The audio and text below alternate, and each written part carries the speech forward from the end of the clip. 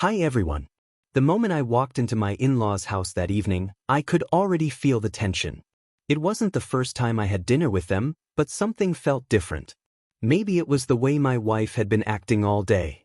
Short responses, a little too eager to check her phone, and completely uninterested in anything I had to say. But I shrugged it off.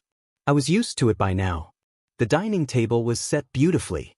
The food smelled great, and everyone was in good spirits. Small talk filled the air as plates were passed around. Her parents, siblings, and a few extended family members were there, all engaged in the usual conversations about work, kids, and vacations. I was having a harmless chat with her cousin about a recent project I had been working on when my wife cut in, her voice dripping with amusement. "Oh, don't listen to him," she said laughing. "He's always going on about his projects. But let's be honest, none of them ever lead to anything." I chuckled thinking she was joking. But the way everyone else reacted told me otherwise. Some exchanged awkward glances. A few chuckled along with her. Others just avoided eye contact altogether. I tried to brush it off and continued eating. But she wasn't done. "Seriously, you guys should have seen him last month," she continued, shaking her head. "He tried to fix a cabinet in our kitchen, and it ended up even worse than before. I had to call someone to actually get it done right. I swear, I don't know how he gets through life sometimes." Laughter spread across the table, and I could feel my face heating up. I forced a small smile, pretending it didn't bother me. But I knew that wasn't the end of it. "It's not just fixing things," she went on. "You should hear him talk about work. Always making these big plans, acting like he's going to be the next big thing. But let's be real, babe. If you were actually good at what you do, don't you think you'd be making a little more money by now?" That time, the silence that followed was deafening. Some people still laughed nervously, but most of them just looked at their plates, pretending not to notice how deep the comment had cut.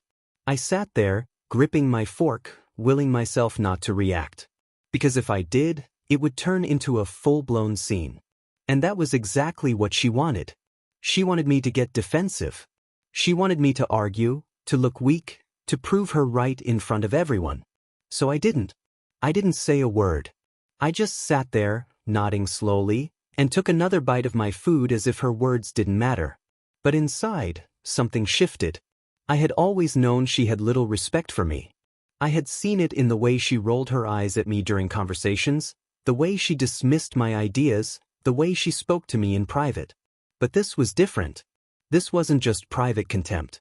This was open humiliation in front of the very people who were supposed to be family. And what struck me the most? No one defended me.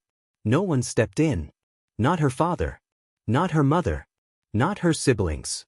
Not a single person at that table thought it was inappropriate to speak to a husband that way. That's when I understood. This wasn't just how she saw me. This was how they all saw me. I finished my plate in silence. I smiled when necessary. I participated in just enough small talk to avoid suspicion.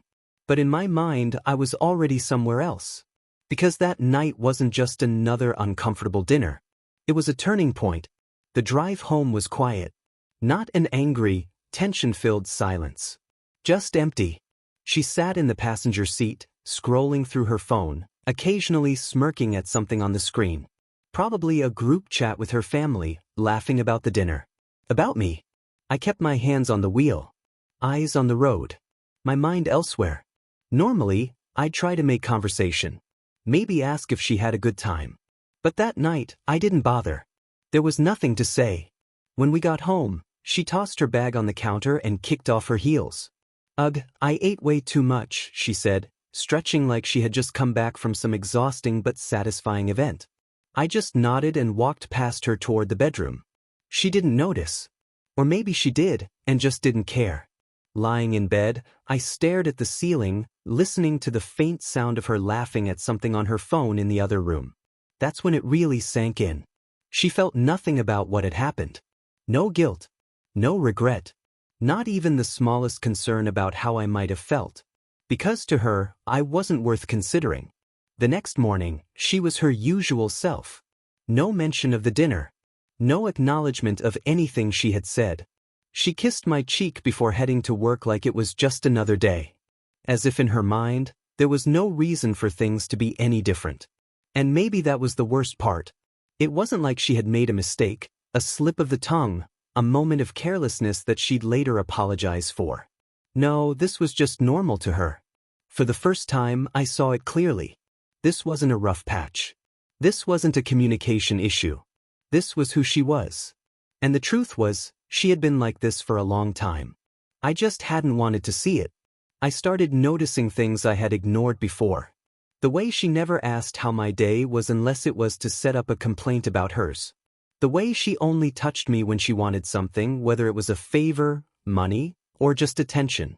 The way she made fun of me in front of her friends, but never built me up when it was just the two of us. She wasn't just someone who had lost respect for me. She had never had it to begin with, and I had let it happen. I had excused it, dismissed it, convinced myself it wasn't a big deal, that I was overthinking, that she was just joking, that if I worked harder, made more money, proved myself more, she'd finally see me as someone worthy of respect. But that night at dinner had confirmed something I should have realized a long time ago. It didn't matter how much I did. She would never respect me because to her, I was already beneath her. That week I tested something. I stopped trying. I didn't start conversations. I didn't check in on her day. I didn't make any effort to fill the silence. I just existed in the same space as her, waiting to see if she'd notice. She didn't. If anything, she seemed to enjoy the extra space. That was all the confirmation I needed. I wasn't her partner.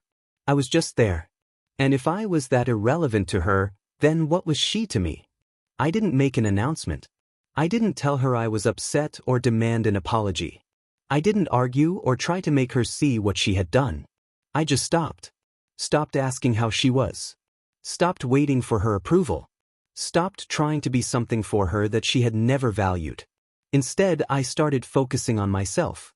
It wasn't some dramatic transformation overnight. It was subtle at first, small shifts in my priorities.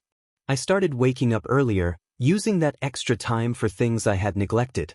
I went back to the gym, something I had abandoned years ago, when she made it clear she found it pointless for me to care about my body. I started reading again, learning, investing in myself in ways that had nothing to do with her. At work, I took on new challenges.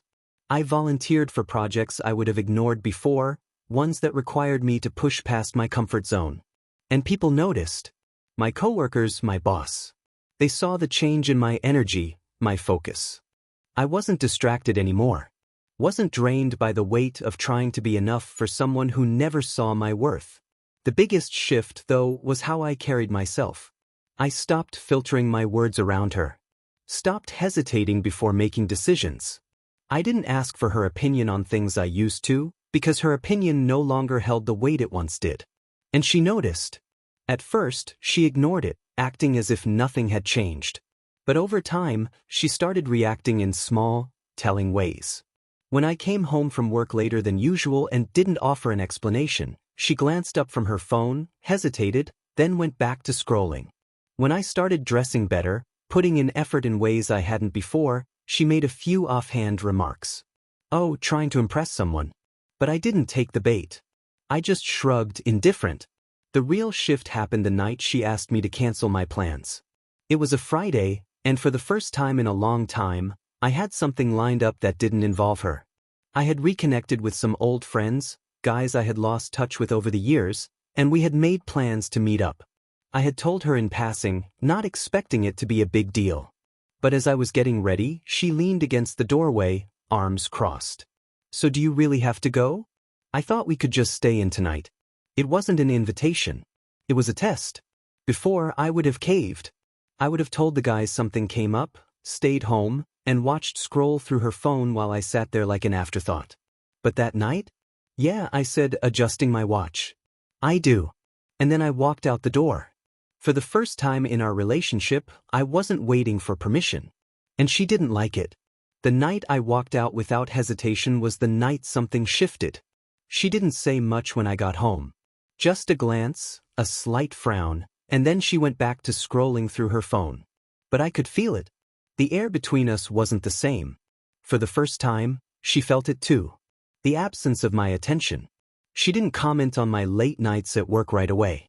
She didn't ask why I was suddenly spending more time out of the house. But I caught her watching me more often. I'd be getting ready for the day, tying my tie or fixing my shirt. And I'd see her in the reflection of the mirror staring. Not an admiration, not an affection, just watching. At first, she probably thought it was a phase. That maybe I was trying to prove something. That I'd get tired of it and go back to the way things were. But the weeks passed and I didn't stop. The change wasn't a show. It was real. I was no longer the husband who sat around waiting for her validation. I no longer felt the need to explain myself or seek approval. And that was something she wasn't prepared for. It started with little things. She suddenly had opinions about my clothes, making comments about how I was dressing differently these days. She asked questions about where I was going when I left the house, but in a way that sounded casual. Like she didn't care too much, but just enough to notice. And then the shift became more obvious. One evening, I came home to find her sitting on the couch, her phone in her hand, but not scrolling. Just sitting there, waiting. "You've been going out a lot lately." It wasn't a question. It was a statement. One laced with something unfamiliar. I didn't take the bait. "Yeah," I said simply, setting my keys down. "Been keeping busy." She studied me like she was trying to figure out if I was lying. Like she was trying to piece together something that had slipped right through her fingers without her noticing. "Keeping busy with what?" I smiled. "A lot of things." That was the moment she realized she had no control over me anymore. A few days later, she tried something different.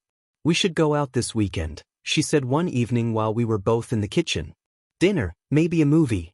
It was such a rare thing for her to suggest. Normally, I was the one trying to make plans to get her to engage. Now suddenly she wanted to spend time together. I knew what she was doing.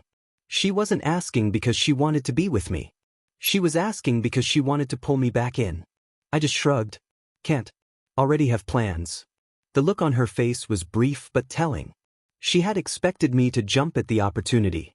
To cancel whatever I had going on just to be available to her. But that version of me didn't exist anymore. Over the next few weeks, she kept trying. Small gestures. Forced conversations. Moments where she acted like the kind of wife she had never been before. She started texting me at work. Something she hadn't done in years. Asking about my day. Suddenly interested in what I was up to. She was trying to regain control. But it was too late. Because now I saw her for what she was. Not a loving partner. Not a woman who had just forgotten how to appreciate me. She wasn't waking up to love me again. She was waking up because she realized she had lost the power she once held over me. And nothing about that made me want her back. She wasn't giving up. That much was clear. After weeks of barely acknowledging my existence. Of treating me like an afterthought. She was now making an effort. Or at least an attempt at one. Suddenly she was complimenting me. Something she hadn't done in years. "That shirt looks good on you. You've been working out, huh?" I didn't say it before. "But I'm proud of you for what you're doing at work." I knew what she was doing. She wasn't proud of me. She was panicking. But I let her play her game. I didn't reject her outright. Didn't call her out on her sudden shift. I just stayed neutral. Polite. Indifferent. And I watched. Then came the real test. Another family gathering. The same type of setting where she had humiliated me before. This time I was different. I walked into that house with confidence. No longer the man who sat quietly in the background. I greeted everyone. Engaged in conversations. Laughed without hesitation. I wasn't desperate for approval. Wasn't clinging to the edges of conversations hoping to be included. And she felt it. I saw it in the way she hovered around me. Almost as if she was trying to remind people that I was hers. She touched my arm more than usual. Stood closer to me when I spoke. But she didn't expect what happened next. Her cousin, the same one I had been talking to the night she mocked me, struck up a conversation. This time it was different. "I heard you've been doing some great work lately," he said. "Seems like things are really taking off for you." I nodded. "Yeah, things are coming together. Feels good to be moving forward." I felt her stiffen beside me. She wasn't used to hearing people acknowledge me in a positive way. She wasn't used to me accepting praise without making some self-deprecating joke. Something I used to do to make her comfortable. Then her mother, who had never once taken an interest in my career, joined in. "That's wonderful. We always knew you had potential." That was the moment she snapped. "Well, I mean, he's always had ideas," she said, her voice forced into a laugh. "The difference is just that now he's actually following through." It was subtle. A small jab meant to remind everyone of who I used to be. Meant to pull me back down just enough so I wouldn't get too comfortable in this new version of myself. But I wasn't that man anymore. So I didn't laugh. I didn't let it slide. I looked at her, my expression unreadable, and said, "No, the difference is that I stopped listening to people who never believed I could." The room went silent for a second, a beat too long.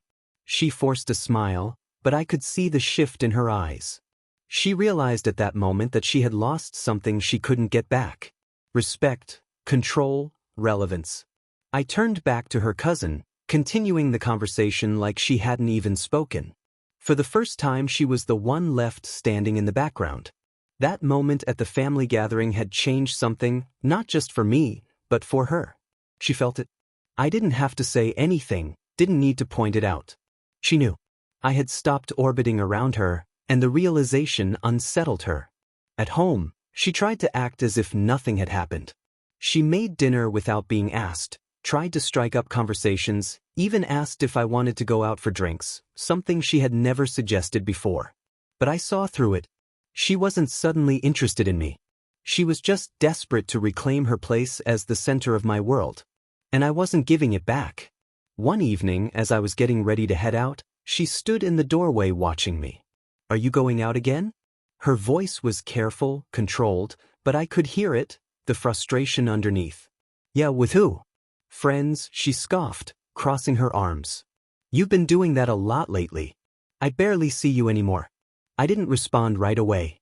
I just finished fixing my watch and turned to face her. "You never cared about that before." Her face faltered for half a second. Just enough time for me to see the crack in her act. "That's not true," she said quickly. "I just think maybe we should be spending more time together. You know, working on things." Working on things. I almost laughed. For years she had treated me like an accessory, something that was just there, existing in her world but never important enough to matter. Now that I had stopped playing that role, she wanted to work on things.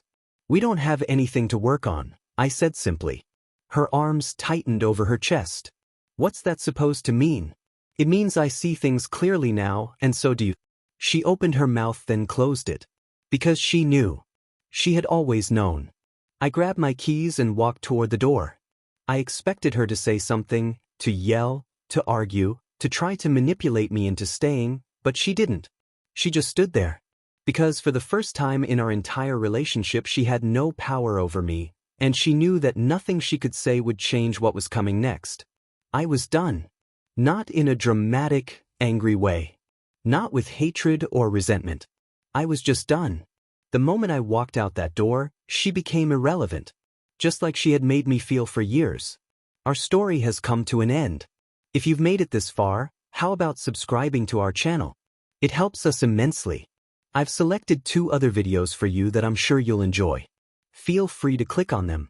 I'll be waiting for you in the next story. See you soon.